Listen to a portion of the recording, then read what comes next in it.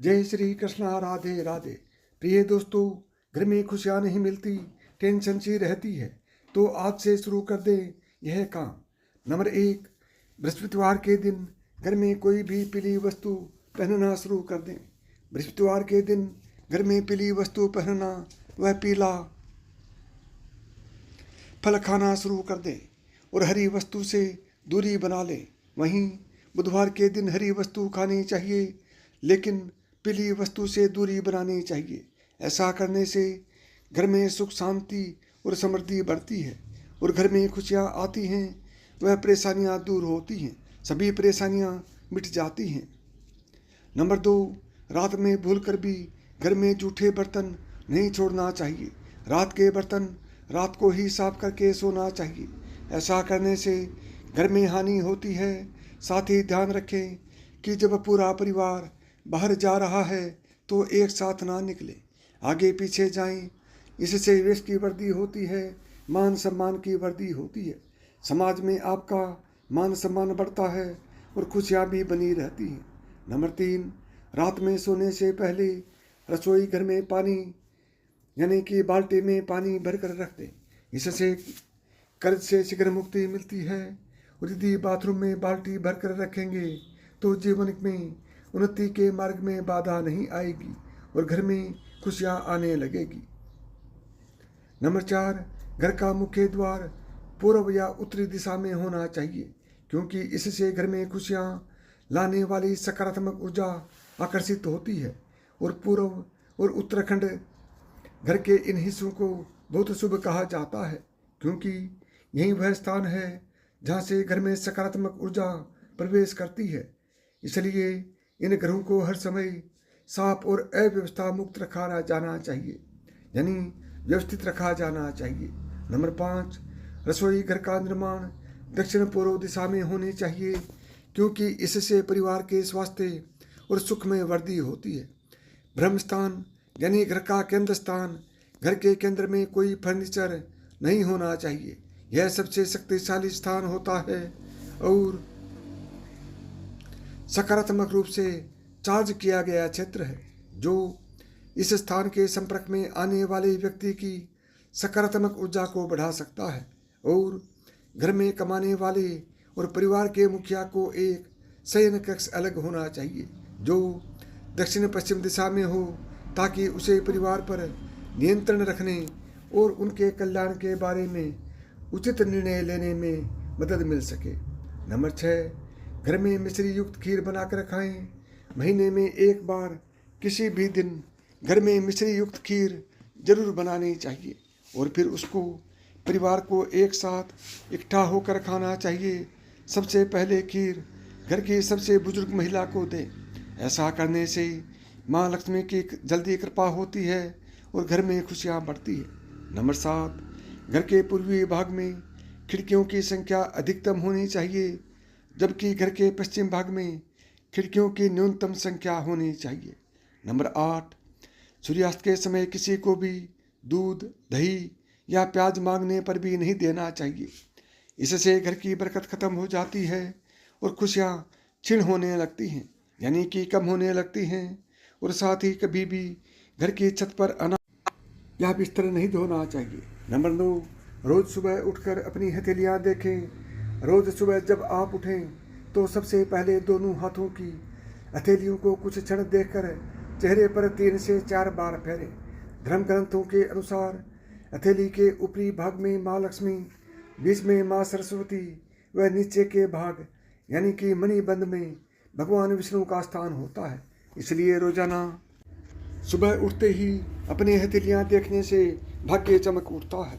Number 10, पहली रोटी गाय को दें। भोजन के लिए बनाई जा रही रोटी में से पहली रोटी गाय को दें। धर्म ग्रंथों के अनुसार गाय में सभी देवताओं का निवास माना गया है। अगर प्रतिदिन गाय को रोटी दी जाए तो सभी देवता प्रसन्न होते हैं और आपकी हर मनोकामना पूरी करते हैं। नंबर 11, चींटियों को आटा डालें। अगर आप चाहते हैं कि आपकी किस्मत कम समय में चमक जाए तो रोजाना चींटियों को शक्कर मिला हुआ आटा डालें। ऐसा करने से आपके पाप कर्मों का क्षय होगा, यानी वो कम होंगे और पुण्य क्रम उदय होंगे, यानी कि आपके पुण्य क्रम बढ़ते जाएंगे। यही पुण्य क्रम आपकी मनोकामना पूर्ति में सहायक होंगे। नंबर 12, देवताओं को फूलों से सजाएं। घर में स्थापित देवी देवताओं को रोज फूलों से सजाना चाहिए। इस बात का ध्यान रखें कि फूल ताजे ही हों। सच्चे मन से देवी देवताओं को फूल आदि अर्पित करने से वे प्रसन्न होते हैं। वह व्यक्ति के जीवन की हर परेशानी दूर कर सकते हैं। स्नान करने के बाद तोड़े गए फूल ही खुद ही, यानी कि स्नान के बाद तोड़े गए फूल ही भगवान को चढ़ाना चाहिए, ऐसी मान्यता है। नंबर 3, सुबह करें झाड़ू पोछा। घर को हमेशा साफ स्वच्छ रखना चाहिए। रोज सुबह झाड़ू पोछा करें। सूर्यास्त के बाद झाड़ू पोछा नहीं करना चाहिए। ऐसा करने से माता लक्ष्मी रूठ जाती है और व्यक्ति को आर्थिक हानि का सामना भी करना पड़ता है। धर्म ग्रंथों के अनुसार जो व्यक्ति सूर्यास्त के बाद झाड़ू पोछा करता है, देवी लक्ष्मी उस घर में निवास नहीं करती और वहाँ से चली जाती है। नंबर 14, मछलियों को आटे की गोलियाँ खिलाएं। अपने घर के आसपास कोई ऐसा तालाब, झील या नदी का चयन करें जहाँ बहुत सी मछलियाँ हो। यहाँ रोज जाकर आटे की गोलियाँ मछलियों को खिलाएं। माँ लक्ष्मी को प्रसन्न करने का यह बहुत ही अचूक उपाय है। नियमित रूप से जो यह उपाय करता है, कुछ ही दिनों में उसकी परेशानियाँ दूर होने लगती हैं। नंबर 15, माता पिता का आशीर्वाद लें। रोज जब भी घर से निकलें तो उसके पहले अपने माता पिता और घर के बड़े बुजुर्गों के पैर छूकर आशीर्वाद लें। ऐसा करने से आपकी कुंडली में स्थित सभी विपरीत ग्रह आपके अनुकूल हो जाएंगे और शुभ फल प्रदान करेंगे। माता पिता के आशीर्वाद से आप पर आने वाला संकट टल जाएगा और आपके काम बनते चले जाएंगे। बिगड़े हुए काम भी आपके बनने शुरू हो जाएंगे। 16, पीपल पर चढ़ाए जल। रोज सुबह स्नान आदि करने के बाद पीपल के पेड़ पर 1 लोटा जल चढ़ाए। पीपल में भगवान विष्णु का वास होता है। रोज ये उपाय करने से भगवान विष्णु प्रसन्न होते हैं और शुभ फल प्रदान करते हैं। इस पेड़ का महत्व इसी बात से जाना जा सकता है कि अर्जुन को गीता को उपदेश देते हुए भगवान श्री कृष्ण ने स्वयं को पेड़ों में पीपल का पेड़ बताया था। नंबर 17, घर खाली हाथ ना जाएं। बाहर से जब भी आप घर में प्रवेश करें तो कभी खाली हाथ ना जाएं। घर में हमेशा कुछ ना कुछ लेकर प्रवेश करें, चाहे वह पेड़ का पत्ता ही क्यों ना हो। नंबर 18, पत्नी व बच्चों को खुश रखें। अक्सर घर या बाहर के तनाव में अनजाने में हम सबसे ज़्यादा प्रताड़ित अपने परिवार को करते हैं। लेकिन याद रखें, पत्नी और बच्चों की आंख में आंसू अगर आपकी वजह से आते हैं तो तरक्की के रास्ते बंद हो जाते हैं। अतः परिवार को खुश रखना ही सबसे सटीक उपाय है सफल और खुश होने का। 19, मोर पंख। सकारात्मक ऊर्जा के लिए और आप कामयाब हो जाने के लिए आप अपने तकिए के नीचे एक मोर पंख अवश्य रखें। इसका असर बहुत ही लाभकारी सिद्ध होता है। तकिए के नीचे मोर पंख रखकर सोने से व्यक्ति की कुंडली में लगे दोष धीरे धीरे समाप्त होते हैं। ऐसे में व्यक्ति का भाग्य पूरी तरह से उसका साथ देता है। दुर्घटना से भी मोर पंख आपको बचाता है। जब आप सुबह को उठें तो तकिए के नीचे से मोर पंख उठाकर उसके दर्शन अवश्य करें, परिणाम अच्छे मिलते हैं। हर व्यक्ति अपने जीवन में अच्छे वक्त का इंतजार करता है ताकि उसकी तरक्की होगी, जिंदगी खुशहाल हो, भाग्य का ऐसा साथ मिले कि हर काम सफल हो, धन दौलत की कोई कमी न हो। जब वक्त अच्छा आने वाला होता है या किस्मत आप पर मेहरबान होने वाली होती है तो आपको पहले से ही कुछ संकेत मिलने लगते हैं। जब अच्छा टाइम आता है तो भाग्य सूरज की तरह चमकता है और जीवन में हर खुशी मिलती है। आइए जानते हैं अच्छे वक्त आने के शुभ संकेत। नंबर 1, नववर वधू का दिखाई देना। मार्ग में अगर 16 श्रृंगार किए कोई नवी नवेली दुल्हन नजर आ जाए तो इसे भी एक अच्छा चिन्ह मानिए। यदि आप सुबह सुबह घर से किसी काम के लिए निकलते हैं तो आपको रास्ते में नए वर और वधू साथ दिखाई देते हैं यानी कि नए वर वधू की जोड़ी दिखाई देती है, तो समझ लीजिए कि आपका अच्छा वक्त शुरू होने वाला है। यह अच्छे दिनों का शुभ संकेत माना जाता है। नंबर 2, श्रीफल यानी कि नारियल। जब भी कभी आपको सुबह उठते ही श्रीफल के दर्शन हों तो समझो कोई अच्छी खबर मिलने वाली है, और समझो ही नहीं, आपको पक्की अच्छी खबर मिलेगी। नंबर 3, मिल्क से बने प्रोडक्ट यानी दूध से बने हुए प्रोडक्ट, चाहे वो मिठाई हो या कोई भी चीज़ हो। सुबह उठते ही सर्वप्रथम दही या दूध का दिखाई दे जाना भी एक अच्छी तकदीर मिलने का इशारा होता है।